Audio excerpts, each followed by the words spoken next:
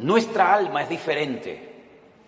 A nuestra alma no se le puede dar cualquier tipo de comida, porque el alma también se enferma. Y a veces hay gente en la iglesia que no levantan cabeza, ¿me explico? Gente que siempre están decaídos, están tristes, oras por ellos, escuchan los mensajes, pero que no terminan como de arrancar, yo digo, ¿no? Y es que a veces no se dan cuenta ni ellos que tienen el alma enferma. Y a veces dice, ¿por qué me viene a mí de repente esa tristeza cuando yo estaba bien la semana pasada? ¿O por qué me pasa a mí esta cosa o aquella otra? Y es que uno tiene que ir al manual, a la escritura, y pedirle al Señor olfato y discernimiento espiritual. Y el Señor te va a mostrar probablemente qué es lo que está pasando en tu vida, que a lo mejor llevas años con esa enfermedad espiritual, esa enfermedad del alma, y tú ni siquiera te has dado cuenta. ¿Saben que un día el Señor Jesucristo entró a predicar a una sinagoga? Las sinagogas no son como así, como tenemos el culto nosotros, donde están todos juntos, ¿no? Las mujeres, los hombres, los niños, las niñas. No, las sinagogas nunca han sido así, ni en el pasado ni ahora. Las sinagogas son para la reunión principal para los hombres, solamente los varones. Y los niños que han hecho bar mitzvah, que han hecho una ceremonia que pasan de niño a hombre a partir de los 12 años y están con sus papás. Y las mamás y las niñas, ¿dónde están? Aparte, o en el balcón arriba, detrás de una pared, detrás de unas cortinas. Hoy en el culto lo pueden ver, pero no pueden estar juntos, hombres y mujeres. Aunque fueran marido y mujer, no pueden estar juntos. Ellas pueden ver al que predica, ellas pueden ver hacia afuera, pero los que están hacia afuera no las pueden ver a ellas, porque están como detrás de unas cortinas, ¿verdad? Detrás de unas celosías, y no las pueden ver. Pero dice la Biblia que un día el Señor Jesucristo llegó a una sinagoga y dice que en medio del mensaje se para, lo interrumpe, porque dice que vio a una mujer encorvada desde hacía 18 años. Repito, de adentro hacia afuera se podía ver, pero del púlpito, de la plataforma, allá nadie podía ver a las mujeres. Pero él la vio, porque lo que el hombre no ve, Dios lo sabe y lo conoce perfectamente. Y da igual dónde te escondas, da igual dónde vivas, da igual dónde estés, el Señor sabe dónde estás y cómo estás. Hizo algo que rompió todas las estructuras religiosas de cualquier sinagoga del mundo. Le dice a la mujer, ven, y la pone delante de todos los hombres. Y seguramente habrán dicho, ¿qué está haciendo este hombre? Esto es un pecado, esto es una falta de respeto, esto es una falta de reverencia. ¿Qué está haciendo este hombre? Poner en medio de nosotros a una mujer.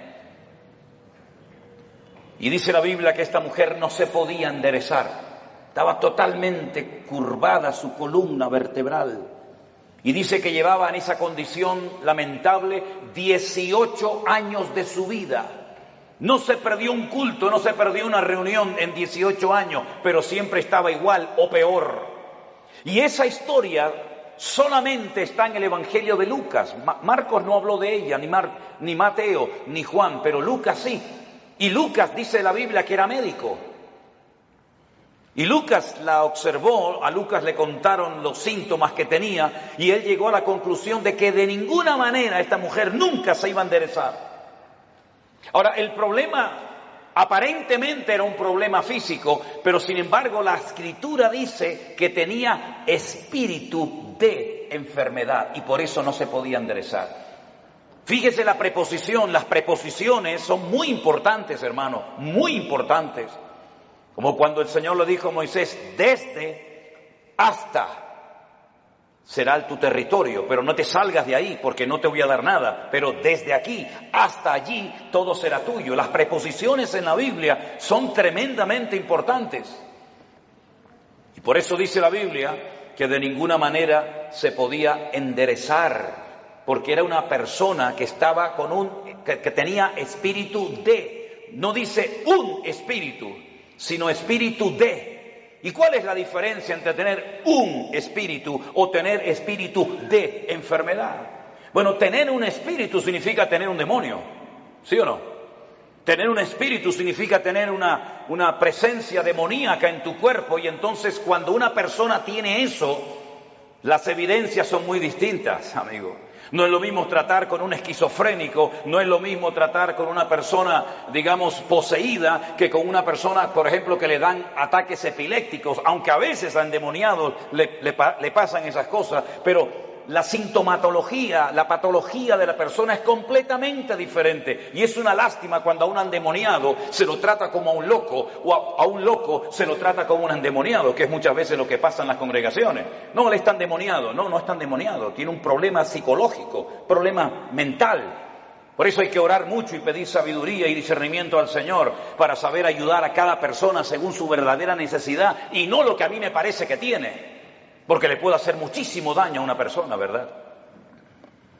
Ella tenía espíritu de enfermedad, una tendencia a la enfermedad, una tendencia a ese tipo de problemas que se manifestaban evidentemente de una forma física. Es como personas que tienen tendencia al desánimo, tendencia a la depresión, una tendencia, ¿verdad?, a la crítica, una tendencia al desánimo. Cada uno de nosotros tenemos áreas de debilidad dentro de nosotros, ¿sí o no? Claro que sí, unos más y unos menos, unas más evidentes que otras, pero todos tenemos tendencia, ¿verdad? Hay gente que tiene tendencia a hablar más de la cuenta, ¿sí o no? Bueno, aquí no en Guatemala, porque ustedes están en un nivel espiritual diferente al nuestro, ¿no? Pero hay gente que tiene una tendencia a... Me dijo una hermana, dice, hermano, ¿usted cree que yo tengo don de lenguas? Y la miré así de arriba abajo y le digo, no sé si lo suyo es don de lengua, pero tiene una lengua que parece un don, hermana. ¿Sabe? Así que esta mujer tenía espíritu de enfermedad. Jesús, cuando oró por ella, no se manifestó como el endemoniado gadareno, revolcándose, pateando, con espumarajos, con actos de violencia, sino que ella no se movió, no le pasó nada, no hizo nada dramático, no hizo un show, no hizo un espectáculo, sino que el Señor dice que puso las manos sobre ella, cosa que nunca hizo con ningún endemoniado, y le dijo, mujer, eres libre de tu enfermedad.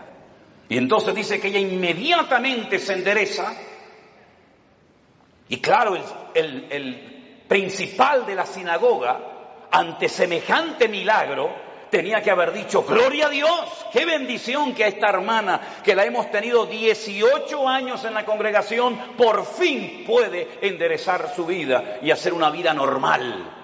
¿No hubiera sido lo más lógico esa reacción? Pues no fue esa la reacción. No le gustó nada lo que estaba sucediendo allí. Y entonces se levanta y dice, 6 días hay en que se debe trabajar. En estos vengan, pero no en día de reposo.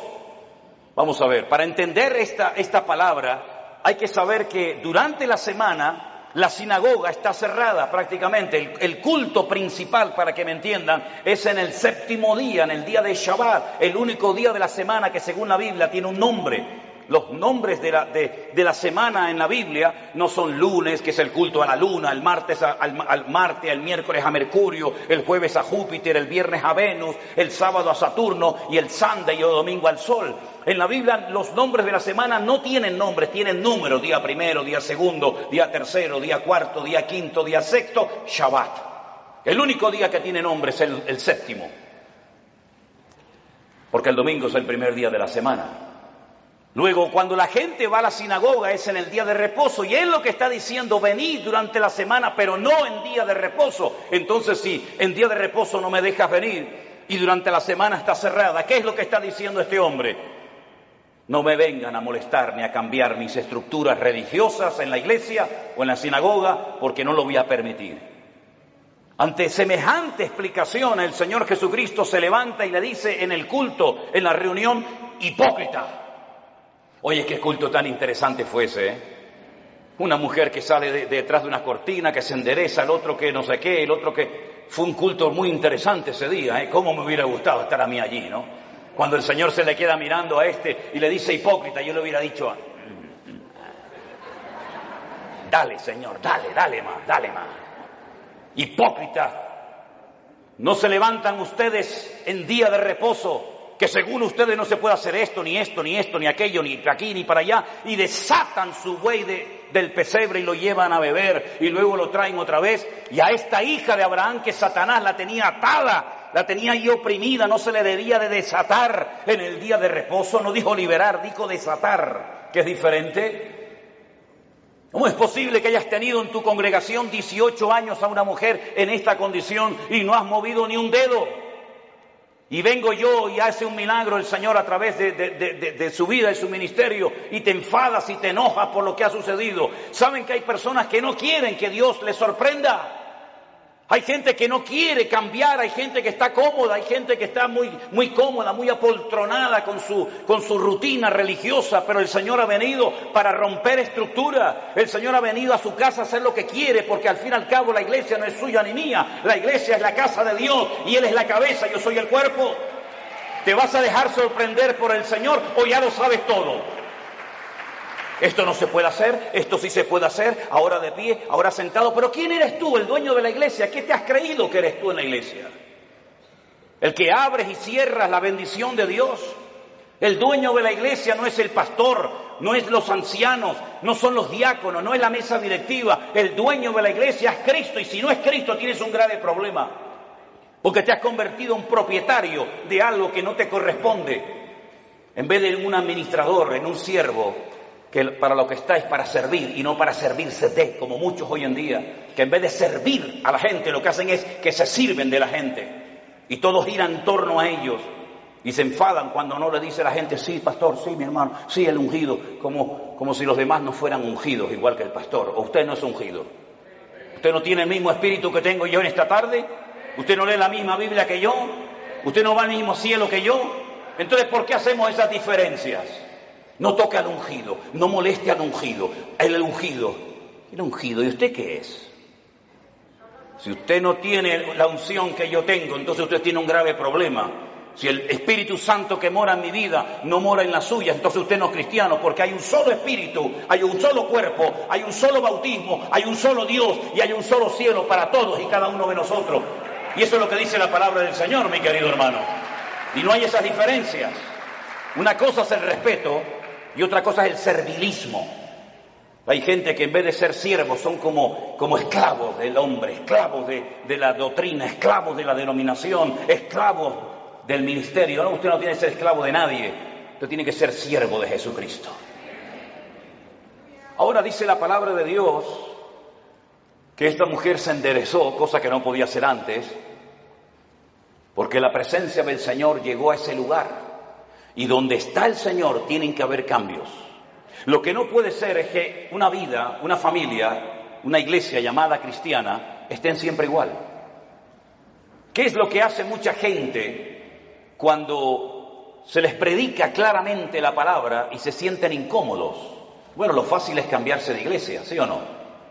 Me voy de esta iglesia porque aquí no hay amor, me voy de esta iglesia porque no cuentan conmigo, me voy de esta iglesia porque el pastor no me ama, me voy y se van a otra y después te enteras que ya no están en esa, están en otra y en otra y en otra. Es que muchas veces el problema lo queremos resolver cambiando de lugar en vez de permitiéndole al Señor que nos cambie el corazón y nos cambie nuestro carácter y nos cambie nuestra vida. Y muchas veces creemos que ya hemos llegado a un cierto nivel espiritual en el que ya no necesitamos cambios. Y la pregunta es, ¿cuántos de los que están aquí presentes quieren cambiar y quieren honrar y quieren glorificar al Señor? Levante su mano. Pues entonces, como Dios lo va a hacer a través de pruebas. Hoy se habló aquí de pruebas. ¿Saben? Dios no tiene que pedirle permiso a usted ni a mí para probarnos. Para nada. Y las pruebas por las que pasaremos a lo largo de nuestra vida, que pasaremos sí o sí, son proporcionales a nuestro nivel de fe y de madurez. Lo cual quiere decir que Dios nunca jamás va a mandar una prueba a usted por equivocación, por error. Ay, esta prueba era para Juan y se la estoy mandando a Antonio. Esta prueba era para la hermana María y me equivoqué y se la mandé a la hermana Juana. No, para nada. Las pruebas están preparadas desde la eternidad para cada uno de nosotros. Y Él nunca nos va a mandar algo que no vamos a poder soportar y llevar. Y en el caso de que nos mandara algo que humanamente hablando decimos, yo no aguanto, yo no puedo con esto, no te preocupes, que el Señor te va a capacitar y te va a ayudar para que tú pases por la prueba con gozo y con la bendición de Dios. Yo siempre he dicho que si las pruebas que el Señor le mandó a Abraham se las hubiera pedido o se las hubiera mandado a David, no las hubiera podido soportar. Porque como dije esta mañana, David ganó muchas batallas fuera del hogar, pero dentro perdió muchas. Sin embargo, cuando el Señor le pide a Abraham que sacrifique a su hijo, él no le dijo al Señor, ¿y por qué? Yo tengo dos, si quieres te sacrifico al primero, a Ismael. No, quiero que sacrifiques a tu único hijo, al que amas. Y le dice a Isaac. Abraham en aquel momento vivía en el sur de Israel, en una ciudad llamada Beersheba. La palabra Beer en hebreo es pozo, Sheba es 7. Beersheba, la ciudad de los 7 pozos. Él vivía en el sur de Israel. Beersheba en la actualidad es la capital del Negev, del desierto del Negev, del sur de Israel. Y el Señor le habla y le dice, ve al monte Moriah a sacrificarme a tu hijo. El monte Moriah está en Jerusalén. Es el monte donde tiempo más tarde se construiría el templo de Salomón. Él viajó, dice la Biblia, 3 días desde el sur de Israel hasta el monte Moriah. Y cuando llegan cerca del monte Moriah y lo ve de lejos, llevaba a algunos criados y él les dice a sus siervos, esperen aquí que nosotros iremos allí, adoraremos y volveremos. Fíjese qué interesante la palabra de Abraham. Iremos, adoraremos y volveremos. ¿Cómo que volveremos si Dios te ha dicho que van 2 y vuelve 1? Subiréis 2 al monte Moriah, pero a 1 lo tienes que sacrificar y matarlo allí. Y el que volverá serás tú solo. Pero no dijo eso Abraham. Dice, iremos y volveremos. No fue hasta el ministerio del apóstol Pablo, cientos, miles de años después de este acontecimiento, de la aquedá, como se llama en hebreo, de la atadura, que inspirado por el Espíritu Santo, el autor de la carta a los hebreos y también Pablo, dijo que tenía este hombre tanta fe y tanta confianza en el Señor, que si sacrificaba a su hijo, el Señor se lo podía levantar de entre los muertos. Nunca jamás en la historia Dios había resucitado a un muerto. Nunca había habido un precedente de un muerto que resucitara. Pero Abraham sabía, porque conocía a Dios, y eso es muy importante, que tú conozcas la esencia de Dios para que sepas si esto viene de Dios o esto viene del diablo o sabe Dios de dónde viene esta prueba. Él sabía que si mataba a su hijo, Dios se lo podía levantar de entre los muertos, cosa que metafórica o simbólicamente sucedió.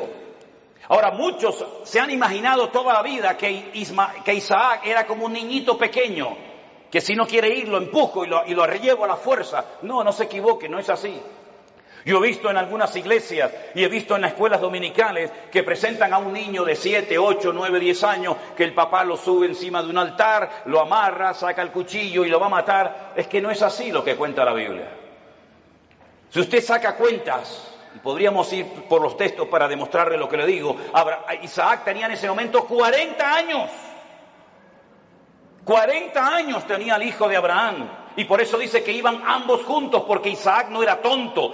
Isaac sabía perfectamente que un sacrificio necesita de una víctima, de un animal, cordero, cabra, oveja, buey o lo que sea. Y por eso él le dice al padre, Padre, veo que llevas el fuego, porque no era la primera vez que subía a un monte a sacrificar algo, a hacer un holocausto. Veo que llevas la leña, veo que llevas todo, pero falta lo principal, falta la víctima, falta el animal. Y el padre le dice, el Señor proveerá, hijo.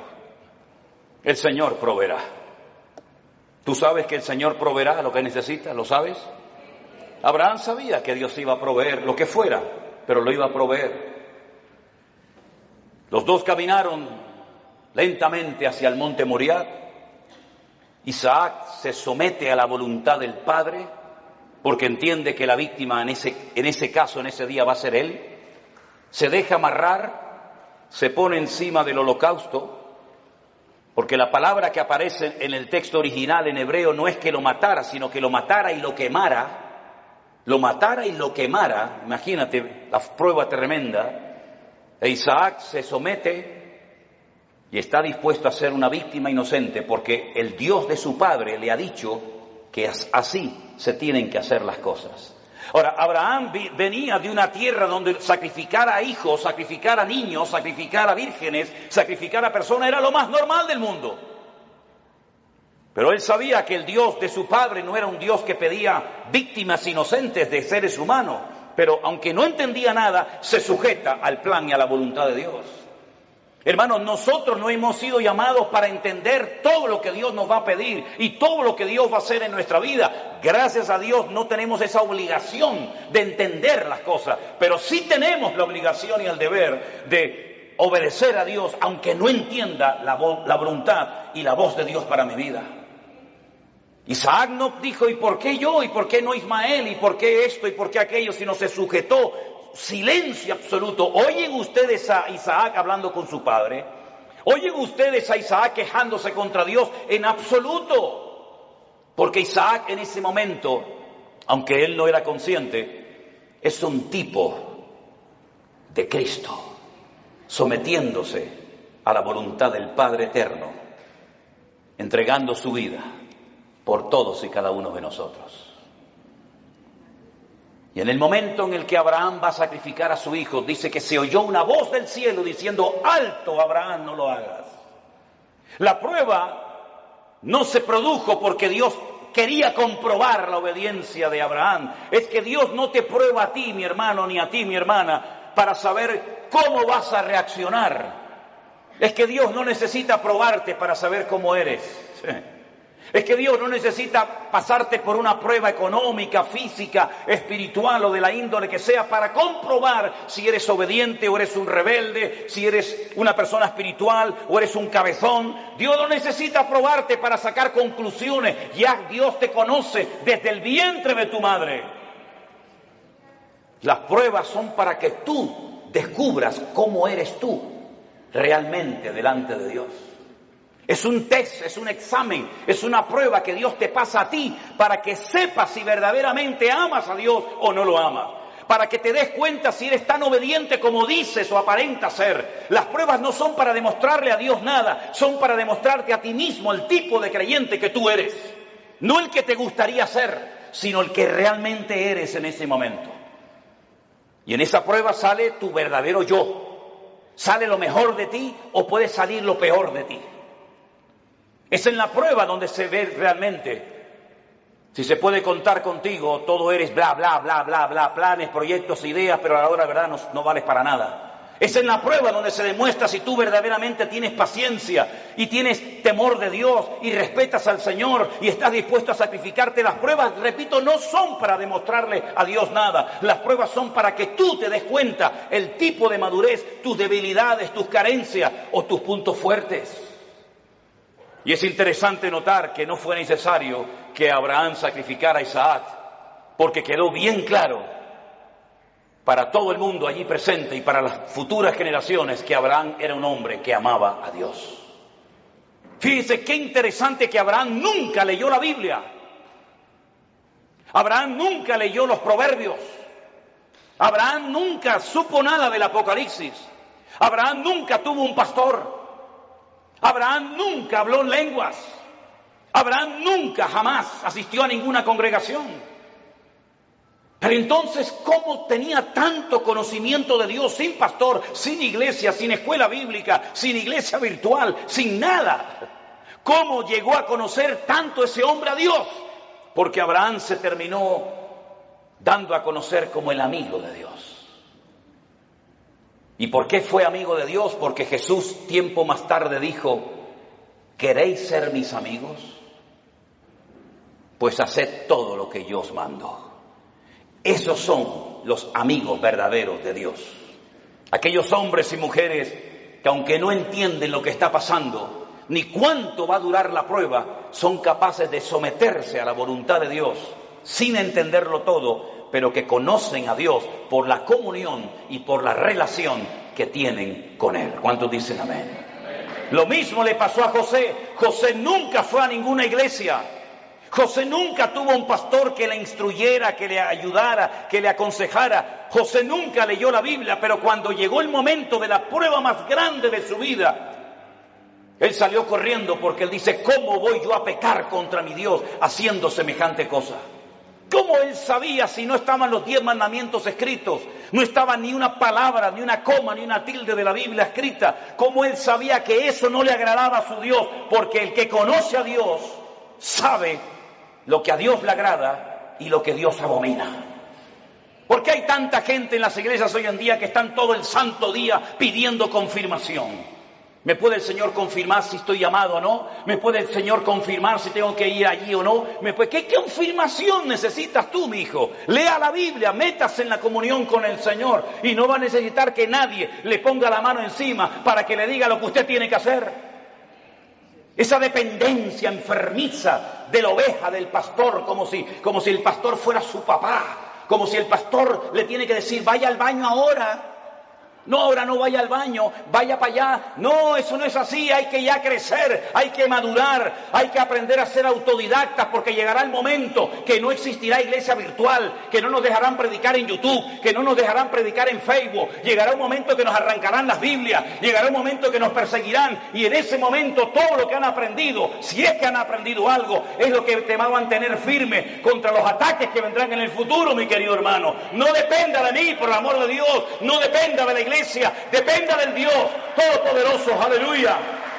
Y si no lo aprende, dudo que aguantes la prueba, porque la prueba solamente la aguantan los que aman a Dios. Yo he descubierto eso, hermanos.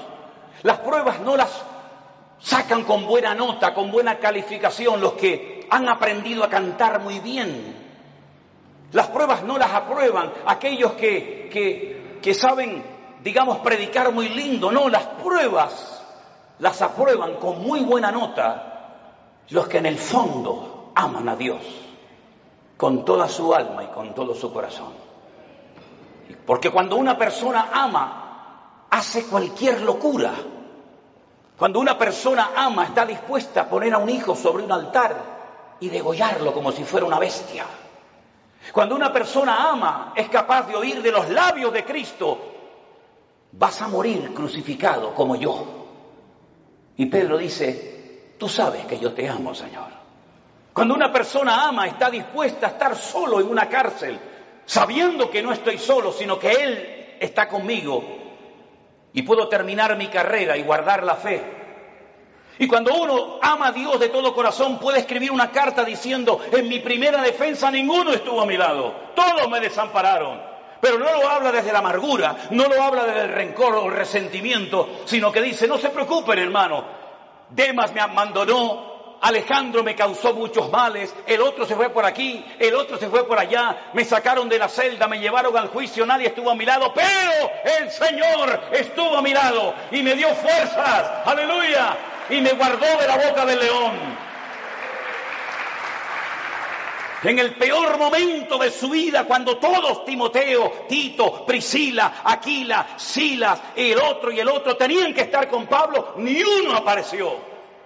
Pero el Señor estuvo a mi lado y me libró de la boca del león y me seguirá librando. A Él la gloria y la honra y el imperio por los siglos de los siglos, dice Pablo. A ese nivel tenemos que llegar.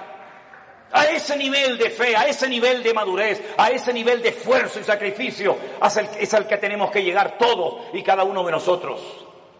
Porque todos vamos a ser probados en mayor o en menor medida. Y dice la Biblia que los que son fieles y aman al Señor, Dios nos guardará de la hora de prueba que ha de venir sobre todas las naciones de la tierra. Hace años atrás la gente de Europa venía a América, cuando el continente europeo quedó totalmente arrasado por la Segunda Guerra Mundial. Alemania quedó destrozada completamente, Italia quedó destrozada, toda Europa plagada de muertos, edificios derrumbados, familias destruidas, 6 millones de judíos asesinados en los campos de exterminio nazi. No había esperanza, no había trabajo, no había comida, no había nada. La gente cogía barcos y se iban a Argentina, se iban a Cuba, se iban a Venezuela, como mis antepasados se fueron en barcos de vela a Cuba, Argentina, a Venezuela, porque eran países que ofrecían una esperanza a millones de personas que lo habían perdido todo, padre, madre, salud, casa, de todo. Pero ya eso pasó a la historia, mis queridos hermanos. Y más ahora que hemos conocido y hemos descubierto la perla de gran precio, que es nuestro Señor Jesucristo. Yo no necesito ir a los Estados Unidos para ser bendecido. Yo no necesito irme a países árabes o a Dubái, porque allá hay mucho trabajo. ¿Es que acaso el Dios de Guatemala o el Dios de Nicaragua o el Dios de Haití o el Dios de Cuba o el Dios de Japón es más pequeñito que el Dios de allá? ¿No ha dicho el Señor, yo estaré contigo todos los días hasta el fin del mundo? ¿No nos ha demostrado el Señor que eres el dueño de la plata y del oro? Que no es mi esfuerzo personal, sino es la misericordia y la grandeza de Dios lo que a mí me permite hoy comer, vivir, respirar y tener victoria en mi vida. Permítame decirles que este muchacho que estuvo a punto de ser sacrificado, imitando o intentando imitar el ejemplo de su padre, cuando hubo miseria y los animales no tenían pasto para comer y faltaba el agua en los pozos, él sintió en su corazón hacer lo mismo que hizo su padre, que ir a Egipto. Oye, cada vez que había hambre y miseria en Canaán, siempre había de todo en Egipto. Nunca faltaba el agua, nunca faltaba el pasto, siempre en Egipto había de todo. Y el Señor le dice a Isaac, no vayas a Egipto. Pero Señor, mi padre fue a Egipto. Claro que tu padre fue a Egipto. Y a Egipto se le metió en su casa. ¿O no te acuerdas de tu hermanito Ismael, de quién nació? Y no te acuerdas de doña Agar, no te acuerdas que se fue de Egipto, pero Egipto se le metió en la casa. Tú no tienes que ir a Egipto para nada, tú te quedas aquí. Pero Señor, yo vivo en Beersheba, yo vivo en un desierto, no hay agua, no hay nada. Y el Señor le dice, siembra. ¿Pero dónde? Siembra ahí en la arena, siembra en la arena. Y después, ¿cómo riego la semilla? Escarba, busca, y empezó a escarbar, ¡pum!, le salió agua. Y vinieron los enemigos y dijeron, hay que taparle el pozo. Y le taparon el pozo. ¿Y ahora qué hago? ¿Me voy a Egipto? No, vete más allá. Siembra más allá y busca agua. Y encontraba agua en todos los lados. El agua estaba debajo, solamente había que buscarla. Y dice que ese año sembró y cosechó a 100 por 1 en el desierto sin agua.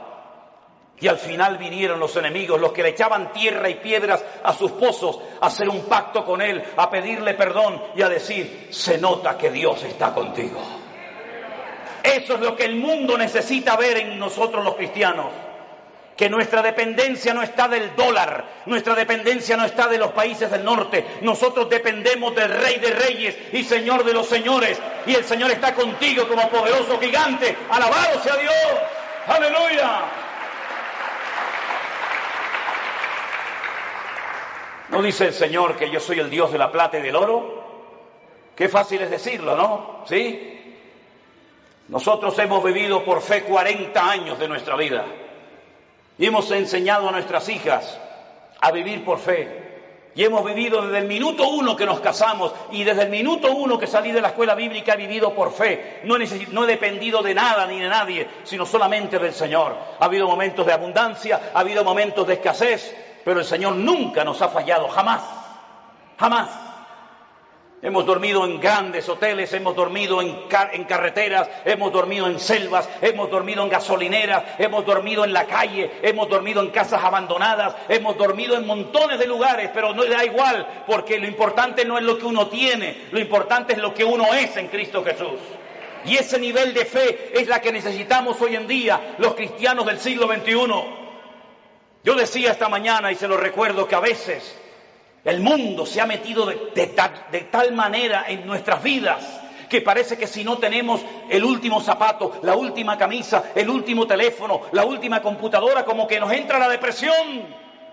Y yo pregunto, ¿qué tenía Pablo? ¿Qué tenía Pedro? ¿Qué tenía Santiago? ¿Qué tenían nuestros hermanos en la Segunda Guerra Mundial? No tenían nada, pero cuanto menos tienes es cuanto más el Señor está contigo. Y esa es la vida que el Señor quiere que vivamos. Por eso yo siempre he predicado y lo digo. Hermanos, la Biblia que predicamos es la misma. El Espíritu Santo es la misma. El Salvador es el mismo. El poder de Dios es el mismo, pero la iglesia no es la misma. No, la iglesia no es la misma. He conocido cristianos en Estados Unidos, mejor dicho, pastores, que me dicen, ¿saben lo primero que me pregunta una persona cuando viene a nuestra iglesia pensando en la posibilidad de hacerse miembro de la iglesia? Digo, no, dice, ¿tienen buenos aparcamientos, buenos estacionamientos para los carros aquí? ¿Sí? ¿Tienen aire acondicionado las clases de los niños? ¿Sí? ¿Las butacas de la iglesia son de madera o son así mulliditas? Y cuando pasan la lista y tienen todo lo que sus necesidades demandan, ¿se hacen o no miembros de esa iglesia? Yo te mandaría un tiempo a África, a Corea del Norte, a Irán, a Pakistán y a lugares donde los hermanos a escondidas de noche tienen que ir con un pico y una pala a romper bloques de hielo así de gordo y bautizarse en lagos helados para que no los maten las personas que están a su alrededor. Te mandaría a lugares donde solamente hay una Biblia para toda la iglesia y los hermanos se la pasan de unos a otros durante varios días y la copian a mano. Y yo tengo Corintios, yo tengo Efesios, yo tengo Gálatas, yo tengo Romanos, yo tengo los Proverbios, porque hay una sola Biblia para toda la iglesia. Cuando estábamos en Kenia y nos enfermábamos y lo primero que pensamos era en ir al médico, los de allí nos decían, no hace falta. ¿Cómo que no? Dice, no, vamos a orar. Porque sabían que tal vez no tenían dinero para medicinas, pero tenían a su alcance el poder de Dios. Nos hemos hecho tan burgueses espiritualmente hablando, que si se retrasa la comida 10 minutos ya nos ponemos nerviosos. Nos ponemos tan nerviosos cuando faltan determinadas cosas. Y después algunos me dicen, no, yo quiero servir al Señor. Me vino uno una vez a la iglesia y me dice, yo quiero servir al Señor. Y estaba de pie y yo estaba poniendo la moqueta en la iglesia con un señor ya muy mayor.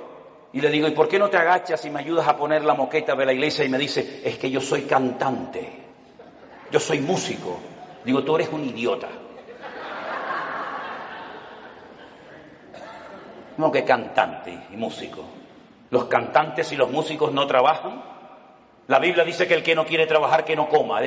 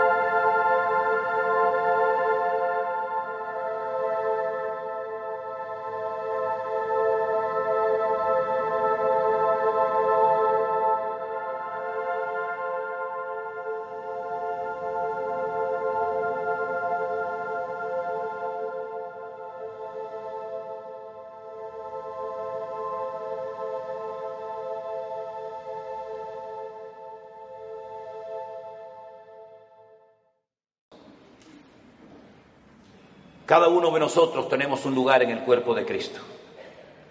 Yo sé cuál es el mío y cuál no es el mío. Pero yo quiero que usted cierre sus ojos en esta tarde y a partir de hoy se proponga seriamente decirle al Señor cuál es mi sitio y cuál no es mi sitio. ¿Qué tengo que hacer y qué no tengo que hacer? ¿Qué tengo y qué no tengo? Pedro le dijo a aquel paralítico, no tengo.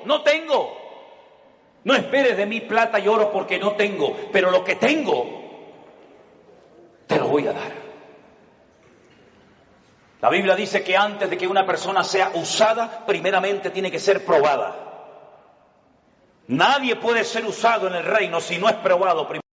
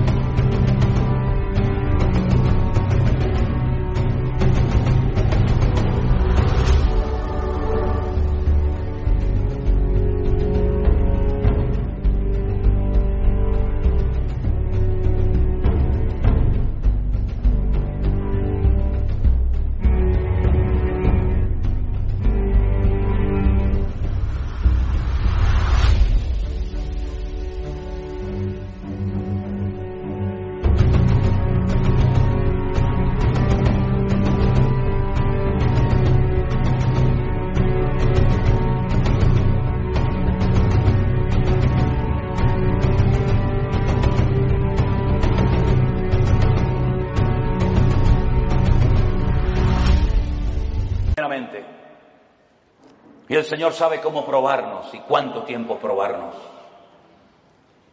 Dígale al Señor, enséñame a gozarme en las pruebas. Descubre mi corazón para que realmente me dé cuenta si verdaderamente yo te amo o no te amo tanto.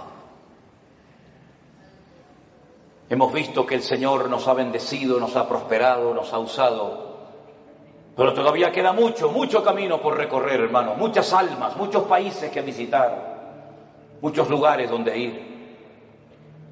Y si somos fieles y obedientes al llamado de Dios, Dios seguirá guiando nuestros pasos y fortaleciendo nuestras vidas. Señor, te damos gracias en esta tarde por este día de victoria, de bendición que hemos pasado juntos, Señor. Gracias por los hermanos que se han bautizado. Gracias por los testimonios que hemos oído. Gracias por el tiempo que hemos podido pasar juntos en armonía. Pero sabemos que estos solamente son unos pocos días, que la vida realmente está allá afuera esperándonos. Yo te ruego, Señor, Dios del cielo y de la tierra, que traigas madurez a nuestros corazones y a nuestras vidas. Que estemos dispuestos a ser probados y a gozarnos en las pruebas. Bendito sea tu nombre, Señor. Busque a alguien en este momento y ore con él junto, por favor. Busque a alguien, sea esposo, sea su marido, sus hijos, un hermano que no conoce de nada, da igual. En estas reuniones, en estos encuentros que hacemos, se produce algo muy bonito, y es ver hermanos de la misma ciudad que no se conocían, que aquí en estas reuniones se conocen. Hermanos que no se conocían de nada antes, ahora se hacen amigos y se dan abrazos. En estos lugares le hemos demostrado al mundo que somos capaces de juntarnos con hermanos pentecostales, con hermanos bautistas, con hermanos metodistas, con hermanos de cualquier denominación. Y somos capaces de juntarnos juntos y alabar a Dios y honrar a Dios, sin levantar en alto una bandera, sin levantar en alto el nombre de un hombre o de una denominación. Dios está rompiendo barreras, hermanos queridos. Pastores de diferentes iglesias vienen a nuestros encuentros, vienen a nuestras reuniones y juntos alabamos al Señor. Y eso es algo milagroso que nunca se había dado, o por lo menos hace mucho tiempo. Aquí nos juntamos hermanos de diferentes nacionalidades, ricos, pobres, blancos, negros, hermanos que tienen una tendencia denominacional, hermanos que tienen otra creencia denominacional, hermanos que levantan las manos, hermanos que no levantan las manos, hermanos que hablan en lenguas, hermanos que no hablan en lengua. Eso es lo de menos. Lo que nos une no es eso. Lo que nos une es el amor de Dios. Y lo que queremos es impactar al mundo con el amor de Dios en nuestros corazones. Aleluya. Recibe la gloria, mi Dios. Y así orando los unos por los otros, te damos gracias por tu fidelidad. Gracias por tu palabra, Dios mío. Aleluya. Gracias, Señor, por el milagro de la iglesia. Gracias, Señor, por los hermanos que vienen haciendo grandes esfuerzos para venir a comer palabra viva.